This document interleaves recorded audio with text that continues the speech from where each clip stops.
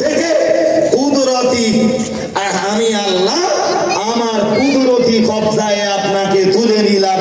তাদের হাত থেকে হেফাজতের জন্য আমি আল্লাহই তখন আপনার জন্য যথেষ্ট হয়ে যাব।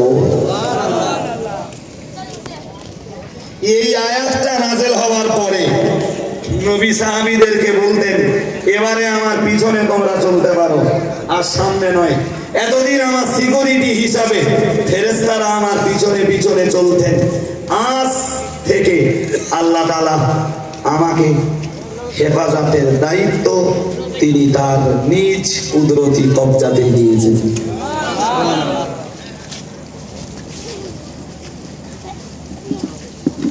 আমার এত কথা বলার কোনো যৌক্তিকতা ছিল না, শুধু একটা কথা বোঝাবো তাই এত কথা বললাম। একদিন সাহাবীদেরকে নিয়ে রাসূল কোথাও বেরিয়েছেন,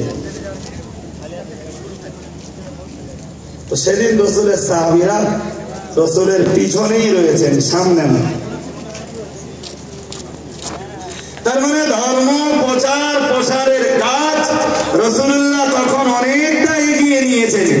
সেই পিরিয়ডে একদিন সাহাবীদেরকে নিয়ে রাসূল কোথাও যাচ্ছেন, তো অনেক সাহাবীরা রয়েছেন রাসূলের পিছনে পিছনে, সবাই যাচ্ছেন, নবী আগে আগে যাচ্ছেন। জি, তো যেতে যেতে যেতে যেতে একজন সাহাবীর মনে হলো যে এই নবীর পিছনে পিছনে যাচ্ছি, অন্তত মেসওয়াকটাও যদি করতাম,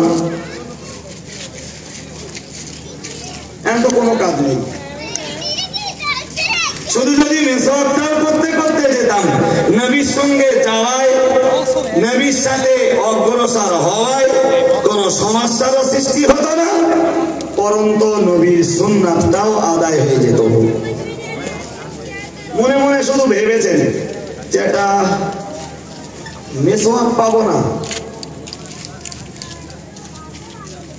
সাহাবীরা তো নবী যত মেসওয়াক পছন্দ করতেন, সাহাবীরাও তত মেসওয়াককে পছন্দ করতেন। মা আয়েশা সিদ্দিকার বর্ণিত একটি হাদিস রয়েছে, গভীর রাত, মা আয়েশার বর্ণনা, রাসূলুল্লাহ আমার ঘরে গভীর রাতে আমার ঘুম ভেঙে গেল, দেখলাম রাসূলুল্লাহ বসে রয়েছেন, আর বসে বসে রাসূলুল্লাহ মেসওয়াক করছেন। সুবহানাল্লাহ, আর একটু মন করে বলেন, আমাদের মেসওয়াক বছরে একবার, সেটা মাহে বলেন রমজান।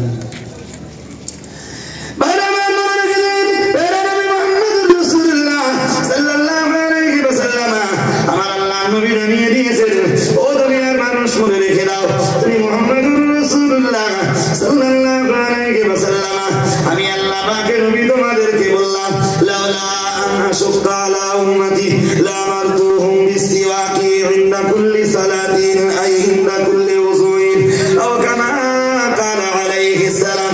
ও বাবাজিরা, বাইরা মাথায় রাখুন, প্যারা নবী মুহাম্মদুর রাসূলুল্লাহ সাল্লাল্লাহু আলাইহি ওয়াসাল্লাম, আমার আল্লাহ নবী জানিয়ে দিয়েছেন, লাউলা আন আশুক্কা আলা উম্মতি লা আমারতুহুম বিসওয়াকি ইনদা কুল্লি সালাতিন আই ইনদা কুল্লি ওযুইন।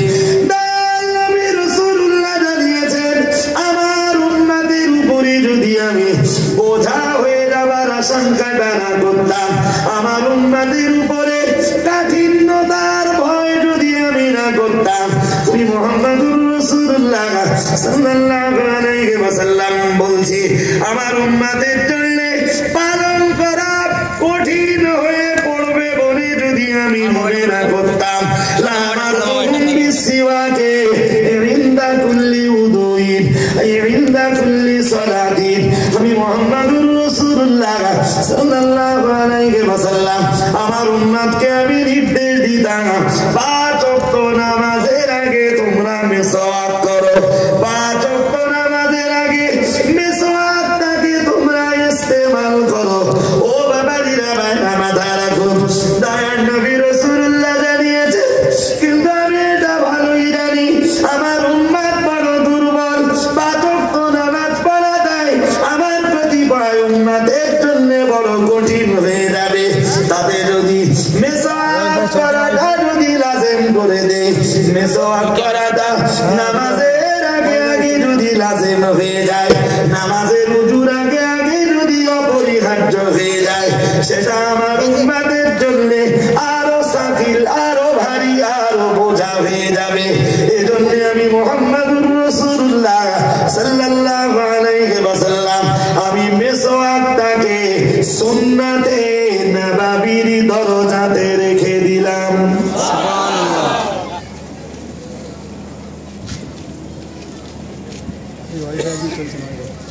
যদি আমার এই আশঙ্কাটা না হতো, আমার উম্মতের উপরে সাকিল ভারী বোঝা হয়ে যাবার আশঙ্কা যদি আমার না থাকতো, লা আমার তুহুম বিসিওয়াক, আমার তামাম উম্মতকে নির্দেশ দিতাম 5 ওয়াক্ত নামাজের আগে মিসওয়াকটা করে নেওয়ার। কিন্তু আমি এটা ভালোই জানি উম্মতের উপরে কিছু বোঝা হয়ে যাক, নবী এটা কখনো কামনা বলেন। ওই একই কারণেই তো বিশ্বনবী তারাবি নামাজের জামাতে যেতেন না। হাদিসে বুখারীর যে বর্ণনাটা পাওয়া যায়, খুব বেশি বেশি হলে বিশ্বনবী তারাবি নামাজ জামাতবদ্ধভাবে পড়েছেন 2 থেকে 3 রাত। তারপরে রাসূলুল্লাহকে আর কেউ জামাতে আনতে পারেনি।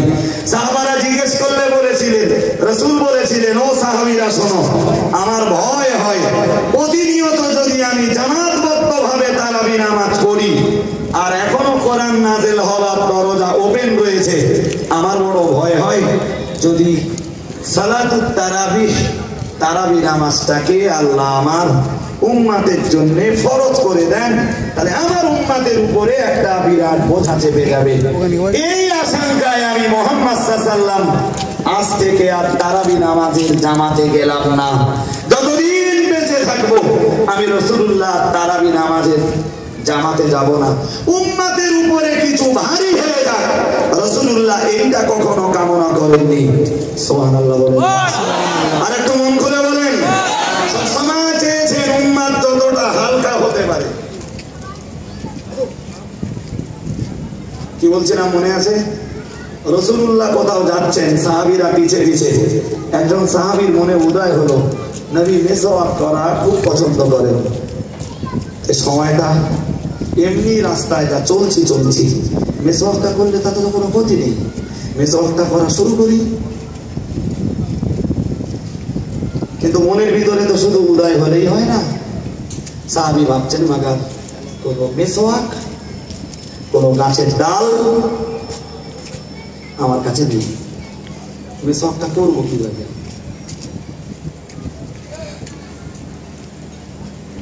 রাসূলের পিছে চলতে চলতে আরো একটুখানি এগিয়েছেন, এগিয়ে একটা গাছ দেখতে পেয়েছেন, গাছের ডালগুলো নিচের দিকে ঝুঁকে রয়েছে। সাহাবী রাসূলকে কিছু জিজ্ঞেস না করেই ওই গাছের একটা ডাল ভাঙলেন।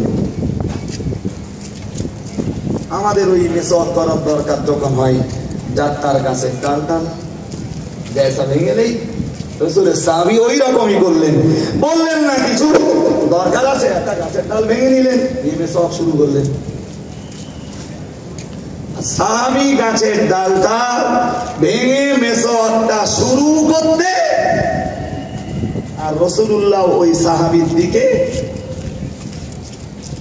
ফিরেছেন।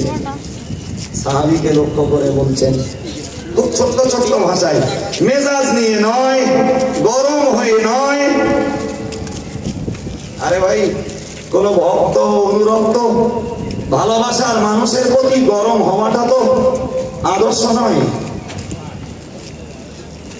রাসূলুল্লাহ কখনো ওইভাবে গরমও হতেন না, আর কারোর প্রতিবাদও রাসূল ওইভাবে করতেন না।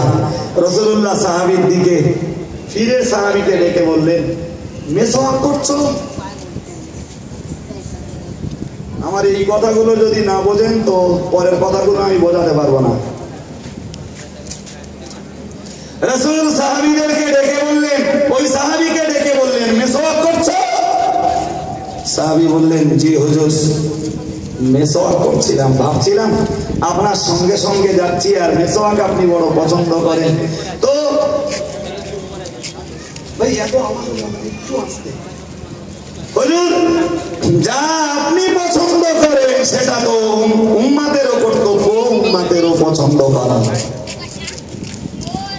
আরে ভাই, আদর্শ উম্মতের পরিচয় তো ওইটাই, নবীরা পছন্দ করবেন, উম্মতেও তাই পছন্দ করবেন।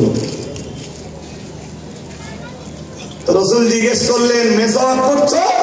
সাহাবী বললেন, হুজুর মেসওয়াক করাটা তো আপনার বিরাট প্রিয়, তো আমিও আপনার পিছনে পিছনে যাচ্ছিলাম, আমার মনটা চাইলো মেসওয়াকটা করি, আল্লাহ খুশি হবেন, আল্লাহ সন্তুষ্টি হাসিল হবে, নবীর প্রেম অর্জন করা যাবে, নবীর একটি সুন্নাত আদায় হবে, সর্বোপরি আমার এই দাঁতগুলো একটু পরিচ্ছন্ন হবে, তাই ভাবছিলাম একটু আপনার পিছনে পিছনে মেসওয়াক করি। কিন্তু কোনো মেসওয়াক আমার কাছে ছিল না বলেই হুজুর সামনে একটা গাছ পেলাম, গাছের ডালগুলো রাস্তার উপরে ঝুলে, হুজুর ওই গাছের ডাল সমূহের একটা ডাল আমি ভেঙে দিলাম, নিয়ে মেসওয়াক করতে লাগলাম। হুজুর আপনি তো দেখেই বুঝতে পারছেন আমার হাতের এই ডালটা একদম তরুতাজা।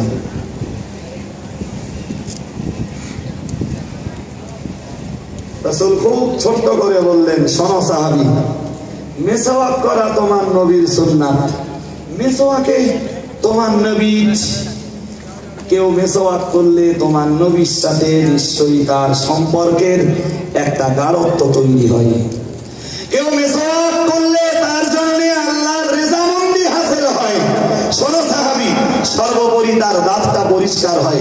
কিন্তু তুমি যে গাছের ডালটা ভেঙেছো, তুমি জানো কে এই গাছের মালিক?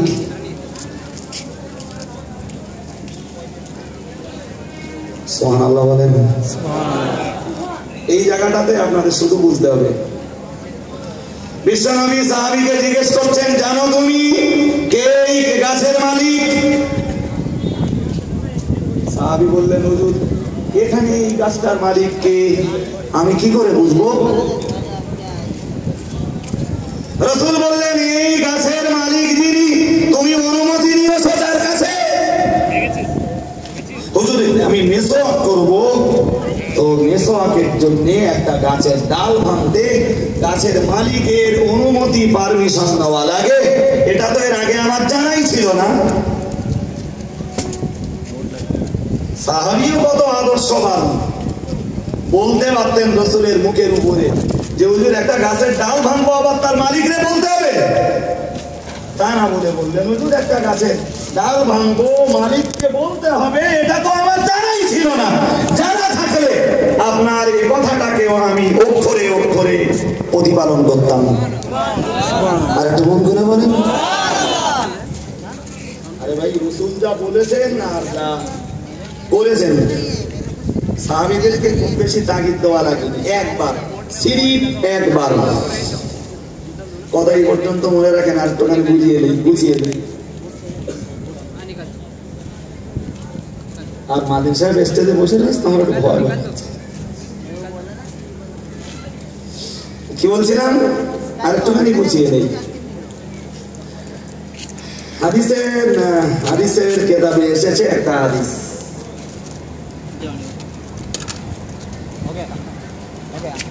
প্যারা নবী সাল্লাল্লাহু আলাইহি ওয়াসাল্লামের একজন দর্জি সাহাবী এসে নবীর একদিন দাওয়াত করেছে। একজন এক এক টাইমে নবীর দাওয়াত দিতেন। এক দর্জি একদিন রাসূলের কাছে এসেছেন, এসে বলতেন, হুজুর, তার মানে এটাও বুঝতে পারলেন যে সাহাবীদের ভিতরে কেউ কেউ দর্জিও ছিলেন। সুবহানাল্লাহ বলেন, সুবহানাল্লাহ। আর একটু মন করে বলেন, সুবহানাল্লাহ। পৃথিবীর যত হালাল কাজ আছে, হালাল ভাবে হালাল কাজে কেউ উপার্জন করে খাবে, এজন্যে মানুষ তাকে নিকৃষ্ট ভাবতে পারে, মানুষ তাকে ছোট ভাবতে পারে, মানুষ তাকে ছোট মনে করতে পারে, তবে আমার আল্লাহর কুদরতি দৃষ্টিতে কাজ কামের জন্য কেউ কখনো ছোটও হয় না, আর কাজ কামের কারণে কেউ কখনো বড়ও হয় না। কাজ কাম মানে কর্ম, পেশা। কেউ চাষ করলে আল্লাহর কাছে সে ছোট হয়ে যাবে, আর কেউ চাকরি করলে আল্লাহর বিচারে সে অনেক বড় হয়ে যাবে। ইসলাম আর হযরত মুহাম্মদ সাল্লাল্লাহু আলাইহি ওয়াসাল্লাম পৃথিবীর মানুষকে এই রকম কোন ধারণা দেননি। আমি এই বিষয়টা নিয়ে আরেকটু পরে বলবো। একজন দর্জি সাহাবী এসেছেন, তাই তো বলছি সাহাবীদের ভিতরে দর্জিও ছিলেন। এসে বললেন, হুজুর আমার বাড়িতে দুপুর বেলা আজকে একটু দাওয়াত নিতে হবে। নবী বললেন, কিসের দাওয়াত? বললেন, হুজুর আমার বাড়িতে আজকে দুটো খানা পিনা করতে হবে। নবী বললেন, তুমি তো জানো সাহাবী যে তোমার নবী খুব ব্যস্ত, এর দুটো খাবার জন্য আবার দাওয়াত? বললেন, জি হুজুর, আমারও তো মনের ভিতরে উদয় হয় বিশ্ব নবীকে একদিন এক মুঠো খাওয়াবো। হুজুর আজকে দাওয়াত করছি, আমার বাড়িতে আসেন। ঠিক জোহরের নামাজ পড়ে যখন মসজিদে নববীতে বার হলেন, নবী আনাসকে ডাকলেন। আনাস তো অহুয়া খাদিমুর রাসূল, তিনি 10 বছর ধরে একাধারে রাসূলুল্লাহর সেবা শুশ্রূষা করেছেন, খেদমত করেছেন। সুবহানাল্লাহ। আর একটু মন করে বলুন সুবহানাল্লাহ। তবে আনাস একটু উল্টো করে জগৎবাসীকে বলেছেন যে 10 বছর আমি নবীর খেদমত করলাম, এই 10 বছর আমি নবীকে যতটা খেদমত করেছি, নবীর দরবারে আমার মা আমারে রেখে এসেছিলেন সাহেবে নবুয়ত বিশ্ব নবীর খেদমতের জন্য। আমি আনাস 10 বছরে রাসূলুল্লাহকে যতটা খেদমত করেছি, আমার মনে হয়, শুধু মনে হয় তাই নয়, এটাই বাস্তব যে ওই 10 বছরে আল্লাহর রাসূল আমাকে খেদমতটা তার চেয়ে বেশি করেছেন। সুবহানাল্লাহ। আর একটু মন খুলে বলেন সুবহানাল্লাহ। ওই আগে বলছিলাম মনে আছে, আলেম যদি হয় নবীর ওয়ারিস, আলেম যদি হয় নবীর উত্তরাধিকারী, তাহলে নবীর চরিত্রটা ফুটে উঠবে সবার আগে কার ভিতরে? একটু জোর করে বলেন, আলেমের ভিতরে ফুটে উঠবে না? উঠবে। কিভাবে উঠবে এবার আমি দেখিয়ে দিচ্ছি। হযরত আনাসের কথাটা একটু ভাবুন। তিনি বলেছেন, আমি 10 বছর নবীরে খেদমত করলাম, আর আমি নবীরে যা খেদমত করলাম, নবী তার চেয়ে আমারে অনেক বেশি খেদমত করলেন। আর একটু মন করে বলেন সুবহানাল্লাহ। হযরত যদি হন সিরিফ খেদমত লেনে वाला, देने वाला नहीं।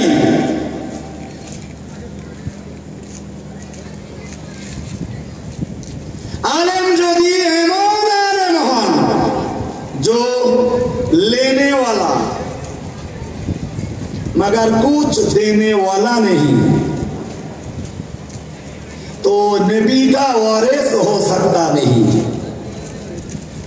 उसको वरसतुल अंबिया कहा जा सकता नहीं।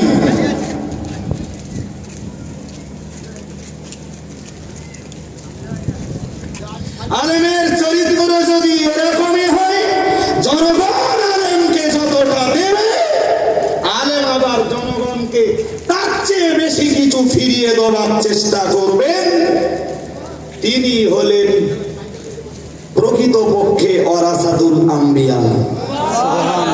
আর একটু মন খুলে বলেন, আর একটু মন খুলে বলেন।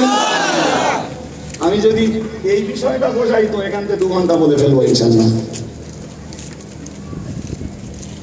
বিষয়টা অন্য কিছু না। আলিম সিরিফ লেনে ওয়ালা হো সকতা নেই। আলেম কখনো শুধুমাত্র গ্রহণকারী হতে পারেন না। আলেম খেদমত যতটা নেবেন, জাতির জন্য আলেমকে খেদমত তার চেয়ে অনেক বেশি দিতে হবে। যেমন দিয়েছিলেন ফুরফুরা শরীফের মুজাদ্দিদে জামান আলা হযরত দাদা হুজুর পীর কিবলা রাহমাতুল্লাহ আলাইহি। আর বিলে বিশ্ব সুবহানাল্লাহ বলুন। বাংলার মুসলমানরা তারে কতটুকু খেদমত করেছেন, বাংলার মুসলমানদেরকে তিনি এত বেশি খেদমত করেছিলেন। জি, বাংলার মুসলমানদের খেদমত তিনি এত বেশি করেছিলেন, জাহান্নামের কিনারায় পৌঁছে যাওয়া বাঙালিদেরকে খেদমত করে করে তিনি আল্লাহর দয়ার জান্নাতের দরজাতে পৌঁছে দিয়েছিলেন।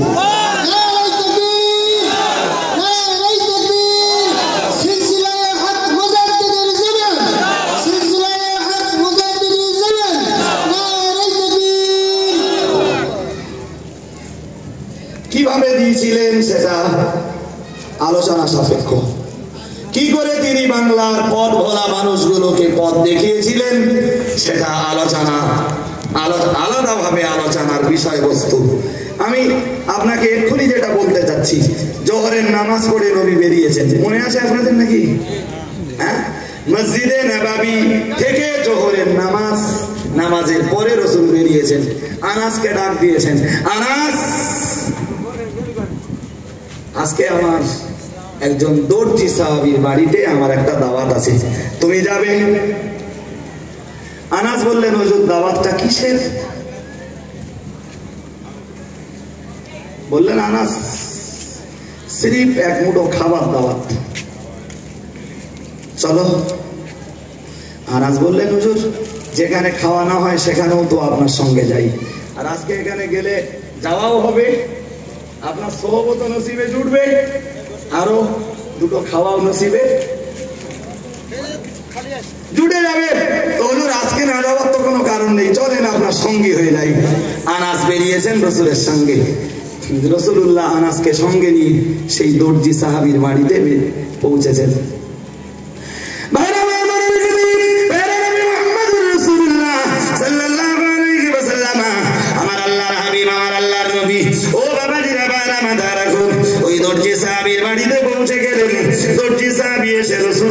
সালাম দিলেন, আসসালাতু ওয়াসসালামু আলাইকা ইয়া রাসূলুল্লাহ, আসসালাতু ওয়াসসালামু আলাইকা ইয়া হাবিবাল্লাহ। আল্লাহর নবীর সাথে মুসাফাহা করলেন, আনাসের সাথে মুসাফা করলেন, বসবার জায়গা দিলেন, দস্তরখান দিলেন। ও বাবাজিরা বাইরা মাথায় রাখুন, দস্তরখানটা দিয়ে আল্লাহর নবীর দর্জি সাহাবা এবার খানা আনতে গেলেন। একটা পাত্রে রুটি টুকরো টুকরো করে কেটে দেওয়া, আর একটা পাত্রে আনলেন একটা সবজি রান্না করা। সবজিটা অন্য কিছুই নয়, ও বাবাজিরা ভাইরা, ওই দর্জি সাহাবা বাজার থেকে সেদিন লাউ কিনেছেন, লাউ কেটে কেটে রান্না করেছেন। আর ওই রান্না করা লাউয়ের ভিতরে আল্লাহর নবীর ওই দর্জি সাহাবা টুকরো টুকরো করে ছোট ছোট করে কিছু গোশত কেটে দিয়েছেন। হযরত আনাসের বর্ণনা, একদিকে রুটির পাত্র আর একদিকে গোশত আর লাউ সুন্দর করে রান্না করা, সেই পাত্রটা আর একদিকে। হযরত আনাসের বর্ণনা, আমি বাচ্চা মানুষ, বয়সে কাঁচা, খাবার দেখে আমি নিজের সামলাতে পারছিলাম না, খাবার দেখে আমি সামলাতে পারছিলাম না নিজেরে। তবে বিশ্বনবী না খেলে আনাসের কি খাওয়ার ক্ষমতা আছে? এরপরে নবী আমার যখন হাত দিলেন, আমি আনাস নবীর হাতের দিকে একবার, নবীর চেহারার দিকে আর একবার শুধু তাকাচ্ছিলাম। হযরতে আনাসের বর্ণনা, নবী রাসূলুল্লাহ মুহাম্মদুর রাসূলুল্লাহ সাল্লাল্লাহু আলাইহি ওয়াসাল্লামকে দেখছিলাম, আল্লাহর নবী কাটা কাটা টুকরো টুকরো রুটি হাতে তুলে নিচ্ছিলেন, আর লাউ আর গোশত একসঙ্গে রান্না করা। সোনার নবী মুহাম্মদুর রাসূলুল্লাহ সাল্লাল্লাহু আলাইহি ওয়াসাল্লাম গোশত আর লাউয়ের ভিতর থেকে শুধু লাউগুলোকে খুঁটে খুঁটে খাচ্ছিলেন।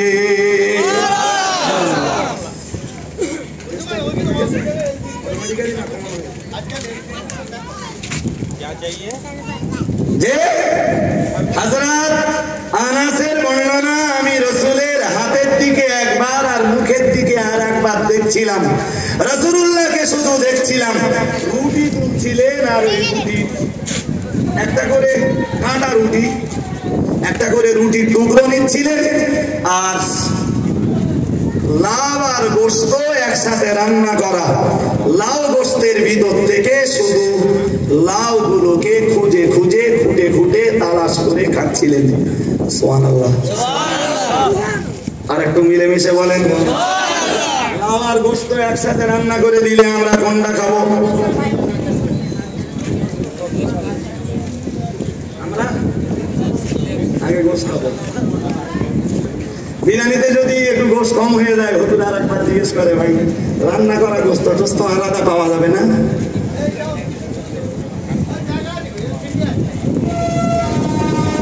চলেন, সাহাবী আনাস শুধু দেখছিলেন, এখনো নবীরে কিছু জিজ্ঞেস করেননি। ভাইরা আমার